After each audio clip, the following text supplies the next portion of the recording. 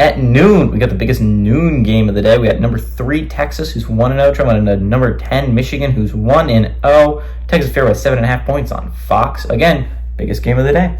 Quinn Ewers went 20-27 last week, threw for 260 yards, 3 touchdowns, 1 interception. Jarrett Gibson had 10 carries for 67 yards and a touchdown, and Ryan Wingo had 4 catches for 70 yards. Davis Warren for the Wolverines went 15-25, threw for 178 yards, 1 touchdown, 1 interception. Kalel Mullings had 15 carries for 92 yards, and Colston Loveland had 8 catches for 87 yards, not 880, 8 catches for 87 yards and a touchdown. Texas is 1-0 against Michigan all time. They won 38-37 in Pasadena, California in 2005, baby. Again, this is the most important game of the day. These are the only game between 2 ranked opponents, and they're both teams in the top 10. Whoever loses this game, likely out of the top 10. Again, it's early on in the year. There's not a lot of room on the top 25 roster for 0-1 football teams.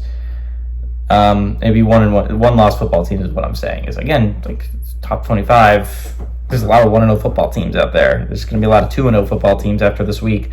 Again, Michigan and Texas will be top 25 if they lose regardless, but I'm just saying there's not a lot of room, so they're going to fall at least a little bit. I think Texas is a really good team. I think if I had to pick a team I think could beat Georgia in the SEC this year, it would be Texas. I think Texas is a phenomenal squad built together. I'm a little bit worried about their run game, and the injuries they've had at running back should make that at least a little bit interesting. But I still think Texas has a really good squad built together. I think the Longhorns are really good. And then, again, the Michigan game worried me against Fresno State. It was something I saw coming. It's, again, what I said in the Michigan-Fresno State game was I don't think Michigan's offense is going to be great off the bat. They weren't. They won 30-10, but that's kind of misleading in all honesty. Fresno State was driving, and if they don't throw a pick 6 there, it's a close game. That game was way closer than it had any right to be. Michigan's defense absolutely carried, and that's what they did most of last year too.